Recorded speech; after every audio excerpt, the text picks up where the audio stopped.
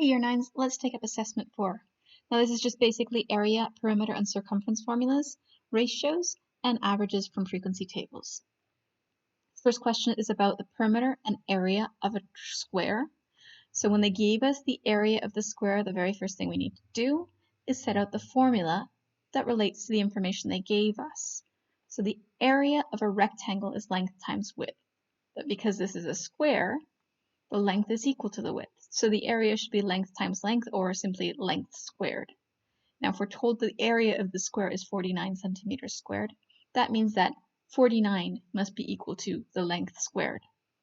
To figure out what the length is, we can just square root the 49, so getting rid of the square, and that'll give us the length of 7 centimeters. Now, I hope none of you got to that answer and thought you were done. Always reread the question before you enter your answer and move on. The question asks us for the perimeter of the square. So if the length is 7 centimeters, remember the formula for the perimeter, it's just 2 lengths plus 2 widths. But again, in the case of a square, a length is equal to a width. So the perimeter will be 4 lengths. Now the length we just worked out was 7 centimeters. So the perimeter of this square is going to be 4 times 7, which is 28 centimeters. Next, we're asked about the circumferences of circles. Depending on the information given, we're going to use a different formula for this. Let's start by writing out our formulas. Either the circumference is 2 pi r, that's if we're given the radius, or the circumference is pi times diameter, if we're given the diameter. Remember that these are the same things because a diameter is simply 2 radiuses. Okay, the first part of this question, we're asked to work out the circumference given the radius. So I'm going to use that red formula, the one with the radius in it. Circumference is equal to 2 times pi times the given radius, which was 18. And 2 times 18 is 36, so this is 36 pi. Now, if I was asked for the exact answer, this is my exact answer. But working that through and rounding to 3 significant figures, I hope you didn't make a rounding mistake. This is 113 millimeters. Now that was rounded, it's not exact. Question B, we're asked to work out the circumference when we're told the diameter. So I'm going to use the blue formula this time, pi times diameter. So C is equal to pi times the given diameter, which was 24. So that's just going to be 24 pi. That's the exact answer. But if I multiply it through, I'm going to get a long irrational number. That is a non-terminating decimal that I will have to round, and I was told to round to 3 significant figures. So that's approximately 75.4 meters. Question C asks us again to work out the circumference given the radius. So looking at our formulas, we're looking at the red formula where the radius is given. Circumference is equal to 2 times pi times the given radius, which is 11. And 2 times 11 is 22. So this is going to be 22 pi. Again, that's my exact answer. But I'm asked to round my answer to 3 significant figures. So I need to work this out and round that irrational non-terminating decimal number. That's going to be approximately 69.1 centimeters. And this last one has 2 stars next to it because it's a little bit more challenging. Did you notice the units of measure? We were given the diameter, but in kilometers, and we were asked to work out the circumference in meters. So I find it's generally easiest to convert the given units of measure first to match the units of measure that I need to work out. So I'm going to turn those 3 kilometers into 3,000 meters. So I'm going to use the second formula, the diameter formula, pi times 3,000. Now that's the exact answer, 3,000 pi, but working that out to 3 significant figures, be really careful with this one. It works out to be 9,420.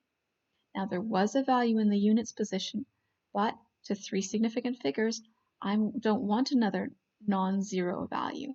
I've got already a significant figure in the thousands position, in the hundreds position, and in the tens position.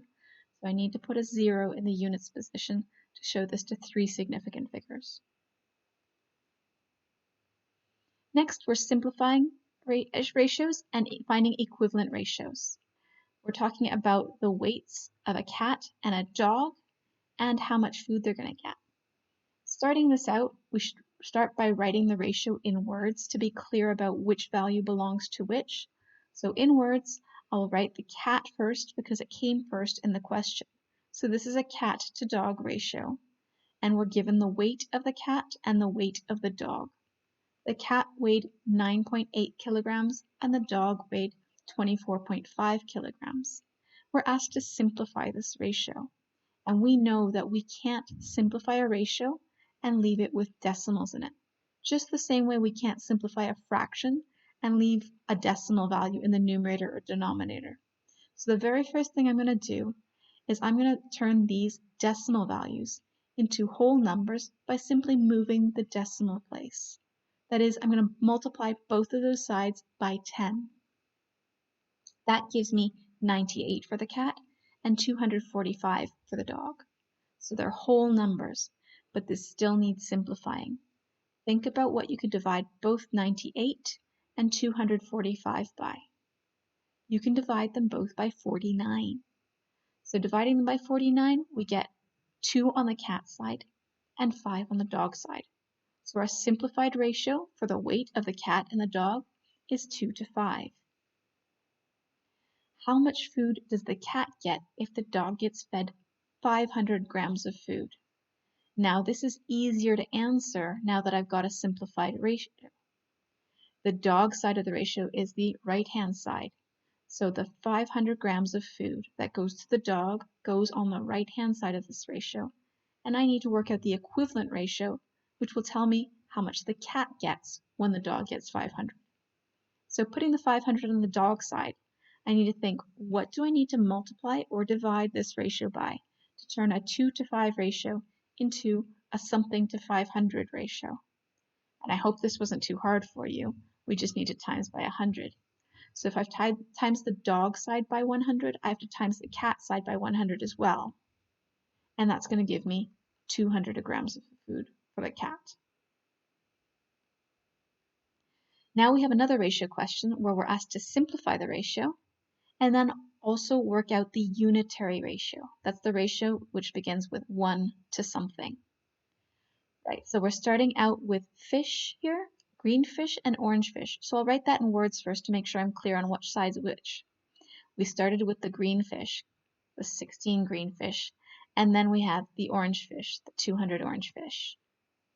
Now to simplify this ratio like we did before, we need to leave the ratio set as only whole numbers. But what could I divide both 16 and 200 by? The highest common factor. I can divide them both by 8.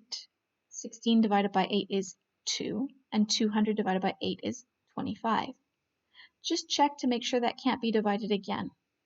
If I tried dividing by 2 again, I'd get 1 on the green side, but 12.5 on the orange side, and that's a decimal number. So that's not a simplified ratio. My simplified ratio is 2 to 25. Now to work out the unitary ratio, I need to turn the green side to 1. So what do I need to multiply or divide 2 by to get to 1? I need to divide 2 by 2 to make 1. So if I'm dividing the left side by 2, I need to divide the right side by 2 as well. So that's going to give me a 1 to 12.5 ratio. So the missing value we have here is the 12.5. Okay, I had to get a bit creative with this one because we've seen these kinds of questions before. So I've combined a frequency table with a ratios question. Miss Danielson's class scored C, B, and A grades in a ratio of 2 to 4 to 3. Now that's respectively, that is in the order of the grades that was listed in the question. So the first value relates to the C grades, the second value relates to the B grades, and the third value relates to the A grades. I better set up my ratio labeling that. Okay, so if 6 of my students got a C grade, I need to put 6 underneath the C in the ratio. I'm looking for an equivalent ratio then to figure out how many got B grades and how many got A grades. So if I'll put a 6 under the C, I then need to figure out this equivalent ratio is some multiple of the original ratio I was given. What did I multiply 2 by to get 6? I multiplied by 3, which means I need to multiply each part of this ratio by 3. So I need to multiply my B grades by 3. So 4 times 3 is 12. and I need to multiply my A grades by 3, so 3 times 3 is 9. Filling in my table then, I can see that 6 people got a C grade, 12 people got a B grade, and 9 people got an A grade. So how many students were in Ms. Danielson's class? Well, I would have 6 students plus 12 students plus 9 students. That's all the students who got any of those grades. 6 plus 12 plus 9, that's 27 students altogether in my class. Use the grade boundaries given in the table to estimate the mean score and round your answers to 3 significant figures. Okay, so looking in my frequency table now, not only do I have the grades and the frequencies, but I also have the grade boundaries that define these grades. So somebody with a C grade had to have scored between 70 and 74%. Somebody with a B grade scored between 75 and 79%. And someone with an A grade scored between 80 and 84%. Okay, so using these grade boundaries, I want to figure out what was the average mean score that my students scored. So I'm not knowing exactly what score these 6 people had, I'm going to guess or estimate that they all had the middle score. So not 70, not 74, but right in between those two. So 70 plus 74, which is 144, divided by 2 will be 72. That's my midpoint. So the midpoint between 70 and 74 is 72. The midpoint between 75 and 79, add them together and divide by 2, and you get 77. The midpoint between 80 and 84, again add them together and divide by 2, you'll get 82. So I've got my midpoints. I'm going to assume all 6 of these C grade students got 72%, and all 12 of these B grade students got 77%, and all 9 of these A grade students got 82%. In which case I can estimate the total scores that all of my students got by saying 6 students, which all got 72, will have 6 times 72, that's a total of 432. 12 students who all got 77 will have 12 times 77, that's a total of 924 marks altogether. And 9 students who all got a score of 82 would have 9 times 82, that's 738 altogether. Adding all that up gives me the total points for my class, and that would be 2,094. So 2,094 to be shared evenly between all of my students, I would say that my mean is 2,094 divided by the 27 students, which is approximately 77.6. Now I say approximately because I worked this value out exactly, and I saw that it was a long non-terminating decimal answer, so I needed to round that answer to 3 significant figures. That's 7.6, 3 digits that are non-zero digits. Right, circumference formulas. The circumference of my round table is exactly 2 meters. Work out the diameter of my table to the nearest centimeter. We should start with the formula. We're given the circumference. There are 2 possible circumference formulas I could use. So look again, what am I asked to find out? I'm asked to figure out what the diameter is. So I'm going to use the circumference formula. That's going to help me find the diameter. That's this one here. Now be careful before we start, because once again, the circumference was given in meters, but I want my answer in centimeters. I generally find it easiest to convert the units of measure of the values in the question to match the units of measure for my answer before I start. So 2 meters in centimeters is 200 centimeters. So let's use this formula here. 200 centimeters is the circumference, which should be equal to pi times some diameter, which will be in centimeters. If I want to work out what the diameter is, I need to get the d on its own, so I'll move the pi to the other side, and the pi was multiplying, so it will be dividing. My diameter is 200 divided by pi. Anytime I've got pi in a calculation, I know my answer is going to be a non-terminating decimal, so I will need to round. 200 divided by pi is approximately 63.66. Now that's not exact. I've just rounded that off to 2 decimal places, but I was told in the question, be very careful here, to the nearest centimeter. That means round it to the nearest centimeter. And this is more than a centimeter. This is 63 and a bit centimeters. To the nearest centimeter, this would be 63 with a 6 after it. We'll round up. That's 64 centimeters.